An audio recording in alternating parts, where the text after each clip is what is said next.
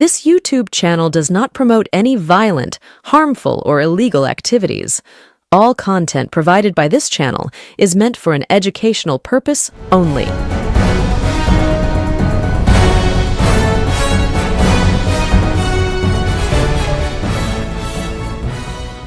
কেন্দ্রীয় সরকারের অ্যাকশন দেখে আমার মনে হয়েছে যে কেন্দ্রীয় সরকার পশ্চিমবঙ্গের এই যে পরিস্থিতি তাকে বদল করতে চায় না। কেন্দ্রীয় সরকার যদি সেই পরিস্থিতি বদল করতে না চায় তাহলে সে বদল হবে না। আমার উদ্দেশ্য ছিল মমতা ব্যানার্জিকে এখান থেকে সরিয়ে দেওয়ার সব রকমের ব্যবস্থা করা হবে। সে উদ্দেশ্যের ধারে কাছে আজ পর্যন্ত আমি গিয়ে উঠতে পারিনি এবং তার দায় মূলত কেন্দ্রীয় সরকারের। কেন্দ্রীয় সরকার এই জন্য কিচ্ছু করেনি। আপনি কি এটা বলতে চাইছেন যে এখন এই যে বিজেপি রয়েছে এখনকার সময়ের বিজেপি, সেই বিজেপির পক্ষে তৃণমূলকে সরানো সম্ভব নয়, বা এই বিজেপি তৃণমূলকে আদৌ সরাতে চায় না? না না, বিজেপি সরাতে চায় কি চায় না এটা অনেক গভীর প্রশ্ন। সে প্রশ্নে আজকেই যাব না, কিছুদিন বাদে হয়তো আমি যাব। যার জন্য চুরি করি সেই বলে চোর, হয়তো এখন এই কথাই বলছে শুভেন্দু অধিকারী।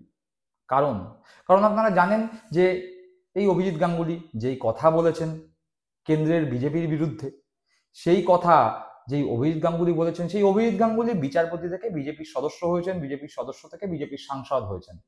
কার দয়ায়, কার দাক্ষিণ্যে, কার অনুরোধে? সকলেই জানেন, জলের মতো পরিষ্কার। এই অভিজিৎ গাঙ্গুলির বিজেপিতে যোগদান থেকে শুরু করে সাংসদ হওয়া পর্যন্ত যে উকুনের মতো অভিজিৎ গাঙ্গুলির সঙ্গে লেগেছিল সে বিরোধী দলনেতা শুভেন্দু অধিকারী। সবাই জানেন, সবাই বোঝেন যে শুভেন্দু অধিকারী না থাকলে অভিজিৎ গাঙ্গুলি বিচারপতি থেকে বিজেপির সদস্য হয়তো হতেন, কিন্তু সাংসদ তার আর হওয়া হতো না। সেই অভিজিৎ গাঙ্গুলি যেই কথাগুলো কেন্দ্রের বিজেপি নেতৃত্বের বিরুদ্ধে বলেছেন, যেই রাগ প্রকাশ করেছেন, সেই রাগ কি অভিজিৎ গাঙ্গুলির? বিজেপির অন্দরমহল সূত্রের খবর, বিজেপির একাংশ মনে করছে অভিজিৎ গাঙ্গুলির এই বক্তব্য অভিজিৎ গাঙ্গুলির নিজের কথা নয়। অভিজিৎ গাঙ্গুলির মুখ থেকে এই কথা বের হলেও এই বক্তব্য আসলে শুভেন্দু অধিকারীর। যাই হোক, অভিজিৎ গাঙ্গুলি এই কথা বলার পরে ড্যামেজ কন্ট্রোল করানোর জন্য রাজ্য বিজেপির নেতৃত্ব এবং কেন্দ্রীয় বিজেপির নেতৃত্ব নির্দেশে অভিজিৎ গাঙ্গুলিকে দিয়ে নাকি একটি ড্যামেজ কন্ট্রোল বক্তব্য রাখানো হবে। অর্থাৎ নিজের ফেলা থুতু নিজেকেই চাটতে হবে অভিজিৎ গাঙ্গুলির। যা অভিজিৎ গাঙ্গুলির মতো একজন মোটামুটি ভাবে সমাজে প্রতিষ্ঠিত ব্যক্তির প্রাক্তন বিচারপতির পক্ষে যথেষ্ট সম্মান হানিকর। আর তাই অভিজিৎ গাঙ্গুলি এখন বেজায় খাপ্পা শুভেন্দু অধিকারীর ওপর। ঘটনাচক্রে জানা যাচ্ছে বিজেপির একাংশ মনে করছে এবং তাদের কাছে পাকা খবর, শুভেন্দু অধিকারীর মনের কথাই নাকি অভিজিৎ গাঙ্গুলির মুখ থেকে প্রকাশ পেয়েছে এবং এর পিছনে নাকি শুভেন্দু অধিকারীরই নির্দেশ বা ইচ্ছা ছিল। তাই গাছে তুলে মই কেড়ে নেওয়া হয়েছে, এরকম একটি অবস্থা অভিজিৎ গাঙ্গুলির। আর তাই অভিজিৎ গাঙ্গুলি এই মুহূর্তে শুভেন্দু অধিকারীর উপর বেজায় খাপ্পা। কেন এই ধরনের ঘটনা ঘটেছে আপনারা সকলেই দেখেছেন। অভিজিৎ গাঙ্গুলি কি বলেছে? অভিজিৎ গাঙ্গুলি বলতে চাইছে যে পশ্চিমবঙ্গে মমতা বন্দ্যোপাধ্যায়ের বিরুদ্ধে কেন্দ্রের বিজেপি সরকারের লড়াই করবার নাকি কোনো ইচ্ছাই নেই। আর শুভেন্দু অধিকারী, সুকান্ত মজুমদারদের মতো বিজেপির একটি অংশ চাইছে যে কেন্দ্রীয় বিভিন্ন এজেন্সি দিয়ে ভোটের আগে তৃণমূল কংগ্রেসের 4-5 জন বড় মাপের নেতাকে হ্যারাস করতে, এমনকি গ্রেপ্তার পর্যন্ত করাতে চাইছে। আর কেন্দ্রের বিজেপি নেতৃত্বরা এই কথায় একদম সায় দিতে রাজি নয়। তাদের বক্তব্য হচ্ছে রাজ্য বিজেপিকে নিজের দমে নিজের পায়ে দাঁড়াতে হবে। কেন্দ্রীয় কোনো এজেন্সি দিয়ে এই মুহূর্তে কেন্দ্রের বিজেপি সরকার রাজ্য বিজেপিকে সাহায্য করতে পারবে না। তার কারণ হিসাবে দুটো কথা বলা হচ্ছে।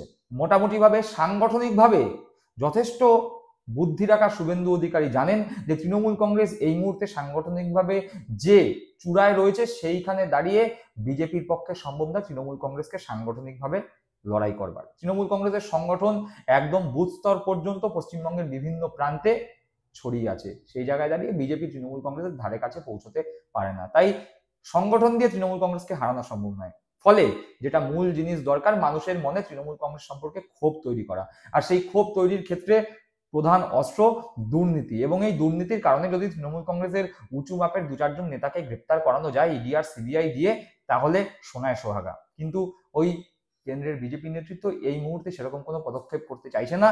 তার কারণ তারা ভয় পাচ্ছে মমতা বন্দ্যোপাধ্যায় যদি এইরকম কোনো ঘটনা ঘটলে আরো বেশি প্রতিহিংসা পরায়ণ হয়ে বিজেপির বিরুদ্ধে রণংদেহী মূর্তি নিয়ে রাস্তায় নেমে যায়, তাহলে যে কটিও বা আসন পাওয়ার সম্ভাবনা আছে সেই কটি আসনও মমতা বন্দ্যোপাধ্যায় রণংদেহী মূর্তি নিয়ে সামনে আসলে সেই কটি আসনও পাবে না, বরং এতে লাভ হবে তৃণমূল বিরোধী ভোট সিপিএম বা কংগ্রেসে চলে যেতে পারে। ফলে দেখা যেতে পারে বিজেপির আসন সংখ্যা কমলো এবং পরবর্তীকালে সিপিএম বা কংগ্রেস নিজেদের আসন 0 থেকে বাড়িয়ে এমন একটি ভদ্রস্থ জায়গায় নিয়ে গেল যেখানে বিজেপি, কংগ্রেস এবং সিপিএম সমান একটি পরিস্থিতিতে অবস্থান করবে আগামী 2026 বিধানসভা নির্বাচনের পরে।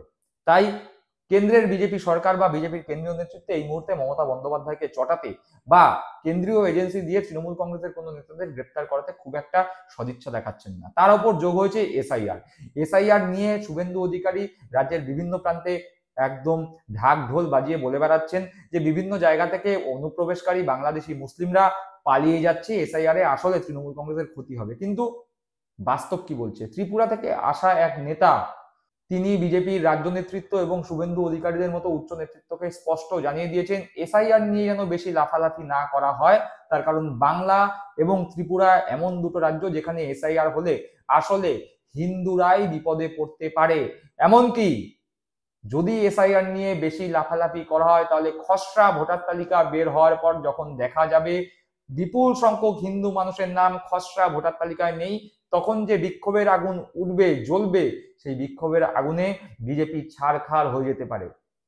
ত্রিপুরার সেই নেতা বলে গেছেন একদম স্পষ্টভাবে, পরিষ্কারভাবে যে এসআইআর এর পরে যদি খসড়া ভোটার তালিকায় অধিকাংশ হিন্দু বাঙালির নাম বাদ থেকে থাকে তাহলে বিজেপির ভোট শতাংশ আগামী 2026 বিধানসভা নির্বাচনে 18 থেকে 21% পর্যন্ত কমে যেতে পারে। অর্থাৎ বর্তমানে বিজেপি যে 39% ভোট পেয়েছে সেখান থেকে সরাসরি 18% বা 21% ভোট কমে বিজেপির ভোট শতাংশ মাত্র 20% নেমে যেতে পারে। ফলে বিজেপির শতাংশের হিসাবে ভোট যেমন কমবে, বিজেপির আসন সংখ্যা কমবে, সেরকম ভাবেই হারের ব্যবধান বাড়তে পারে। আর শুভেন্দু অধিকারী বলছেন যে এসআইআর এর পরে তৃণমূল কংগ্রেস আর বিজেপির মধ্যে কোনো পার্থক্য থাকবে না।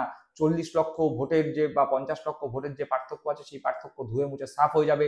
সেটি যে আসলে ফাঁকা কলসির আওয়াজ বেশি, হাওয়ায় কথা বলা, তা ত্রিপুরা সেই নেতার বক্তব্যের মাধ্যমে পরিষ্কার হয়ে গেছে। তার উপর গোষ্ঠীদ্বন্দ্বের চোরা স্রোত, একদিকে শুভেন্দু আর সুকান্ত, অন্যদিকে শ্রমিক লবি এবং তার সঙ্গে দিলীপ লবি, অর্থাৎ আদি আর নব্বইয়ের লড়াইয়ে বিজেপির মধ্যে যে গোষ্ঠীদ্বন্দ্বের চোরা স্রোত, সেই চোরা স্রোতের কাছে এসআইআর থেকে শুরু করে অভিজিৎ গাঙ্গুলির এই বক্তব্য রীতিমতো আগুনে ঘি ঢালার মতো কাজ করেছে।